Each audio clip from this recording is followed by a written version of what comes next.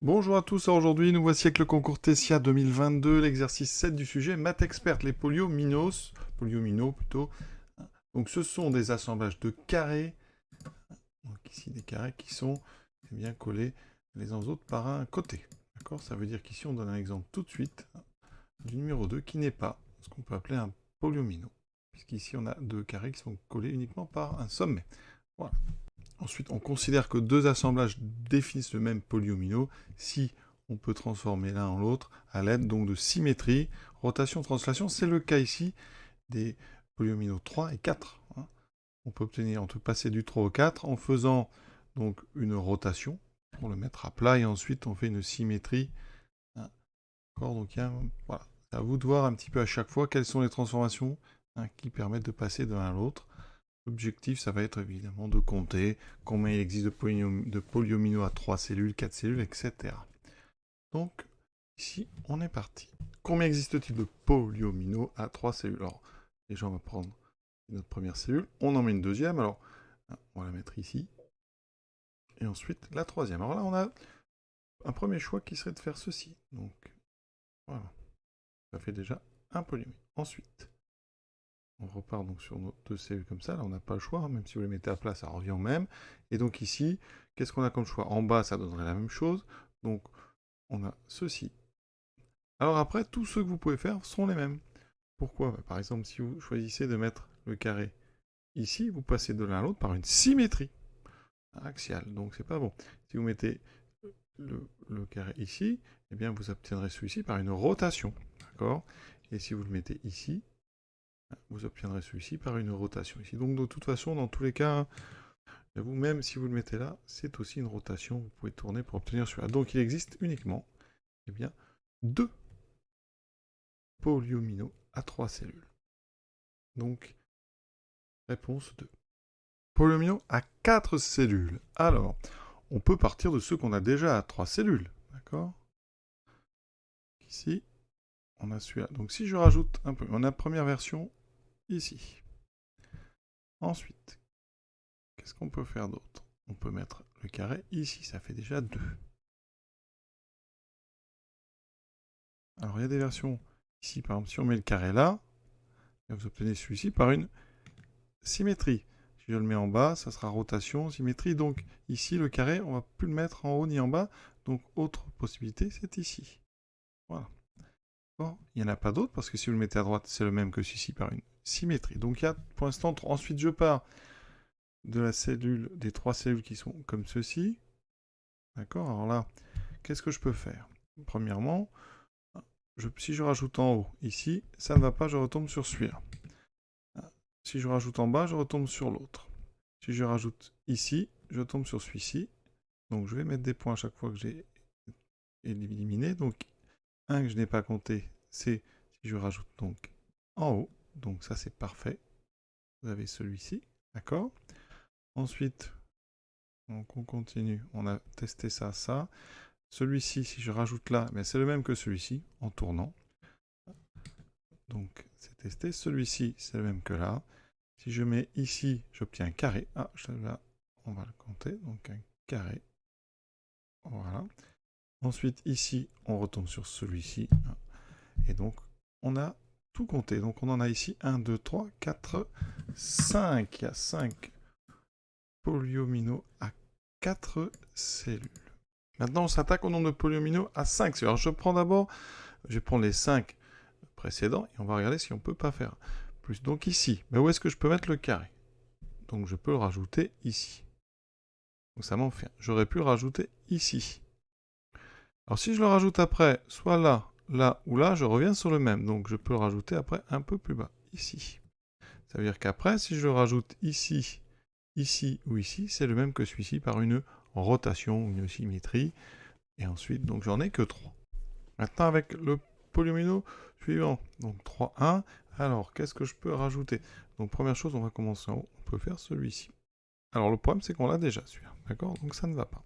Il ne faut pas que j'aligne 4 parce que j'ai fait tous ceux qui contenaient une bande de 4. On oublie ça. Donc ensuite, on peut mettre ici. Ça, on l'a pas encore. D'accord? Puisque là, on n'a que des objets qui ont une bande de 3. Là, ensuite, qu'est-ce qu'on a? on peut donc rajouter ici. On peut rajouter ici, hein, je progresse en fait. Là, je peux le rajouter ici. Si je le rajoute en dessous, c'est pas bon. Je peux rajouter en face. D'accord, on en a quand même pas mal pour l'instant. Donc vous voyez que je fais le tour progressivement. Hein. Ici, ici, ici, ici, ici. Là en bas, je ne mets pas. Je suis passé du côté droit. Ici, je peux proposer ceci. Alors, est-ce que je l'ai quelque part celui-là? Eh bien, pas encore. Et ensuite, il y en a un autre, c'est le T. Donc, je vais le mettre. Donc, voici. Et là, donc, j'ai le T. Et ensuite, si je mets O, je reviendrai sur un que j'ai déjà fait. Voilà pour ce deuxième. Ensuite, on part donc du troisième de la question précédente, c'est-à-dire celui-ci. Voilà, et on se rend compte que, eh bien, on a déjà quasiment tout fait. Hein, le seul qu'on n'a pas fait, ça serait la croix. Donc on rajoute ici la croix. Ensuite, on passe au carré. Le carré, quelle que soit la cellule, je vais arriver sur celui qui est là. Ensuite, j'arrive donc au cinquième. On y est presque. Donc c'est 2 et 2. Et là, en mettant, on s'aperçoit qu'on ne peut pas en faire beaucoup plus. Il n'y en a qu'un qu'on n'a pas encore fait. C'est celui-ci. Quelle que soit la cellule où vous la mettez, vous allez revenir sur un qui existe déjà. Donc on peut compter 1, 2, 3, 4, 5, 6, 7, 8, 9, 10, 11, 12. On en a 12, c'est donc la réponse ici, D. Pour ceux qui s'intéressent en cherchant un petit peu si j'en avais pas oublié, bien, si vous trouvez polyomino, eh bien, vous avez, alors j'ai cherché là sur Wikipédia, j'ai pas cherché bien loin, eh bien vous avez comme ça toute cette étude des polyomino avec le nombre ici qui existe, hein, donc là, à 3 c'est 2, tétromino donc c'est quand on avait 4, là on est sur des pentamino, on en a 12, hexamino il y en a 35, donc on va essayer de vérifier ça, parce que c'est la question suivante. Ensuite, on passe aux polyomino unilatéraux. Donc ici, il s'agit d'autoriser, enfin on va compter deux polyomino différents quand entre les deux il y a une symétrie axiale. Autrement dit, hein, là quand vous regardez les 3 et 4, eh bien ils sont censés être différents puisqu'on passe de l'un à l'autre par une symétrie axiale. Sans symétrie axiale, vous ne pouvez pas passer l'un à l'autre. Donc, eh bien maintenant on va regarder le nombre de polyomino unilatéraux à 3 cellules. Alors ici vous avez les deux petits, hein, on en avait trouvé 2. Alors, si on remarque ici, alors là, quelle que soit la façon dont vous l'avez, celui-ci, même en faisant des symétries axiales, vous ne le changerez pas. Donc lui, on ne peut pas changer. Alors, après, la question qu'on peut se poser, c'est celui-ci. Alors, si vous faites des symétries axiales, vous obtenez évidemment celui-ci. D'accord? Ou alors par là, mais ça reviendra au même, hein, celui-ci. Et il se trouve que ces deux-là, eh bien, en fait, eh bien, ils sont le même que celui-ci, mais par une rotation. Il suffit, vous voyez, si vous tournez d'un quart de tour à la gauche, vous reviendrez à celui-là. Hein. D'accord? Et ici, vous tournez de 3 quarts de tour. Donc, en fait, il n'y a que 2 polyomino unilatéraux à 3 cellules. Hein, c'est les deux mêmes. D'accord? Donc là, il n'y a pas d'histoire de symétrie axiale. Ça ne change rien. Maintenant, à 4 cellules, on obtient un ceci. Alors, est-ce qu'en faisant des symétries axiales, on obtient des nouveaux? Alors pour lui, non. Donc lui, on va le compter qu'une fois. Lui, vous pouvez faire n'importe quelle symétrie, ça sera le même. Alors celui-là, si on fait une symétrie axiale, est-ce qu'on peut après l'obtenir par une rotation? Eh bien ici, alors, si vous tournez, en fait, vous n'aurez pas le même. Ça veut dire que ces deux-là sont différents. Il faut le compter 2 fois. Alors pour celui-ci, c'est différent. Si vous faites une symétrie axiale, par le haut ou par le bas, ça ne change rien. C'est la même pièce. Vous l'obtiendrez par une rotation. Pour le dernier, une petite symétrie axiale peut vous envoyer celui-ci, et vous ne pouvez pas passer de l'un à l'autre par une simple rotation. Donc là, il faut le compter 2 fois, celui-là qu'une fois, ce qui fait 7. Là, il y en a 7. Tout à l'heure, il y en avait 2. Voilà donc pour ces polyomino unilatéraux.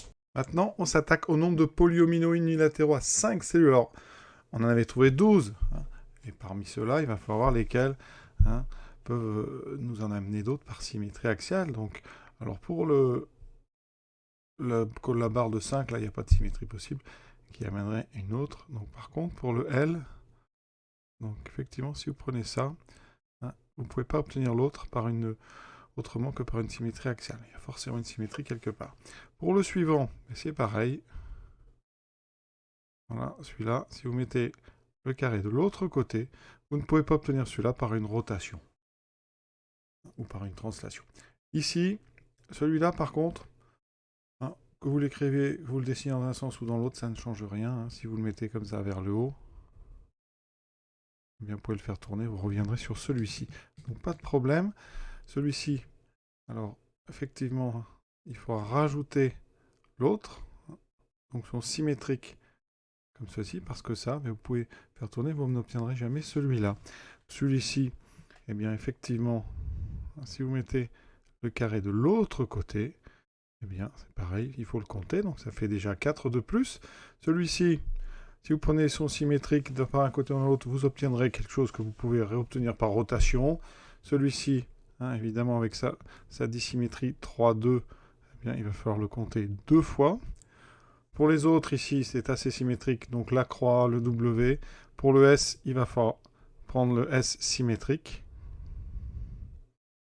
Et pour le L, ici, qui est très très symétrique, là, il n'y en aura pas. Donc au total, on en avait donc ici 12. Vous en rajoutez 12 et 6, 18. Donc c'est 18 la bonne réponse. C'est donc la réponse D. Et pour avoir une vision plus claire, les voici en couleur. Question suivante. M64, le nombre de polyomino à 6 cellules. Alors là, ça commence à faire beaucoup, vous allez voir. Il y a du travail, donc il faut être patient. On est parti. Voilà, cet exercice est terminé. Alors c'était un petit peu long sur la fin, c'est un peu ludique. Effectivement, en temps limité, on voit difficilement comment on peut faire tout ça. Alors il y a peut-être des méthodes plus rapides, mais j'en ai pas trouvé à part bien faire soi-même les différents polyomino. Voilà, j'espère quand même que vous avez compris tout. Je vous souhaite une bonne fin de journée à tous et à bientôt. Alors maintenant à 6, alors en temps limité, il faut aller vite. Donc ce qu'on peut faire, on va pas utiliser ceux d'avant. On va partir sur une barre ici de 6. Il n'y en a qu'une seule. D'accord ? Avec 6, vous avez une figure. Avec une barre de 5 au maximum. Donc là, vous avez 1. Une barre de 5, vous avez votre barre en fait de 5. Voilà.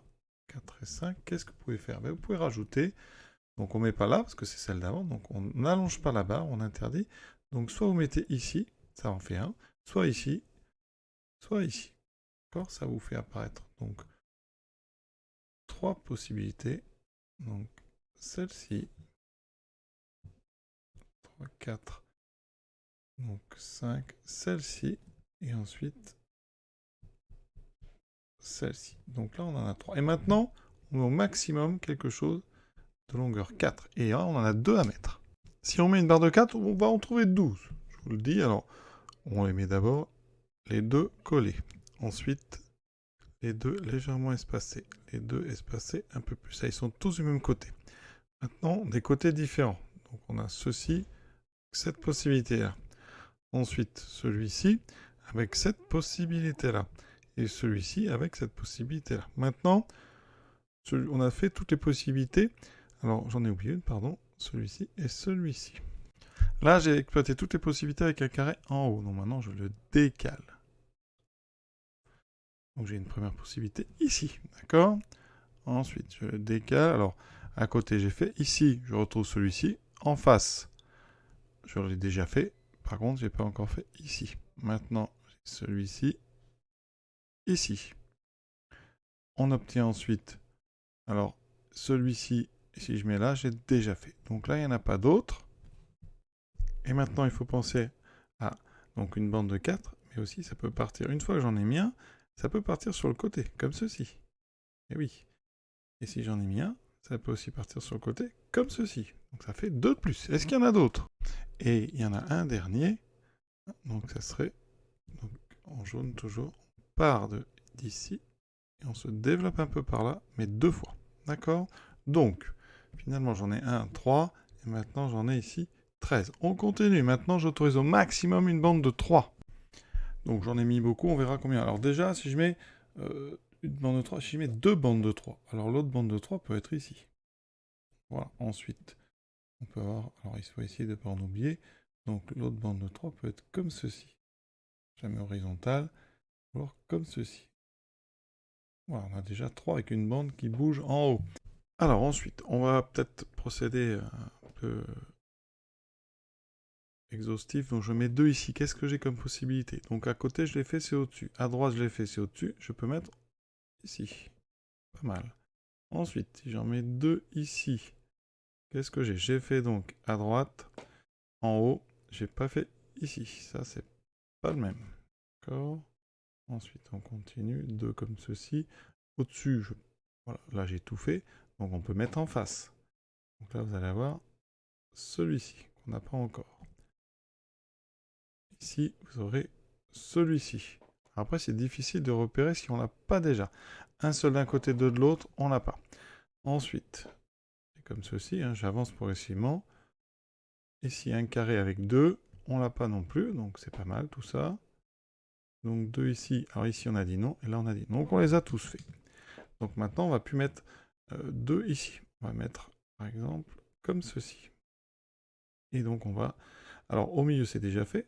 Ici, je peux faire comme ceci. Ça, je ne l'ai pas encore, parce qu'il y a un trou, on n'a pas encore ce genre de position. On est comme ceci. On peut mettre plus haut. Ensuite, on peut mettre en face. Alors, en face, c'est fait. On n'a pas fait en face ici. Voilà. Après, en face à droite, ça sera fait. Donc, avec ces deux positions-là, c'est bon. Ensuite, il reste donc un ici. Alors, j'ai fait ça, j'ai fait ça. On a celui-là. Alors là, on peut rajouter. Est-ce qu'on va faire attention à ce qu'on les ait pas déjà? Donc là, celui-ci, je ne l'ai pas. D'accord. Celui-ci à côté, je l'ai. Est-ce qu'on l'a celui-ci? On n'a pas. Ça qu'on n'a pas encore eu. Et là, j'en ai déjà 14. Si vous regardez, 14, 27, 30, 31. Il y en a déjà 31. Et il y en a un autre, celui qui contient uniquement des alignements de 2, que je suis en train de faire ici à gauche. Il y a celui-ci. Il n'y a pas d'alignement de 3, donc ça veut dire que vous en avez au moins 32. Donc la bonne réponse est forcément la réponse D qui est 35. Voilà, donc on va s'arrêter. Alors voici la liste de tous. Alors vous avez celui qui fait une bande de 6.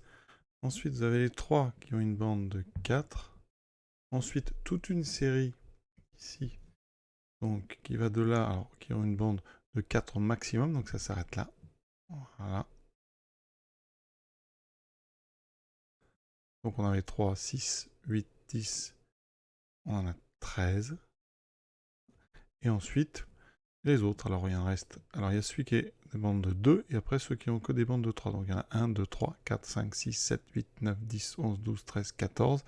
Il y en avait 3 autres que je n'avais pas encore trouvé, donc ça fait 17, 18, 18 et 13, 31, 32, 35.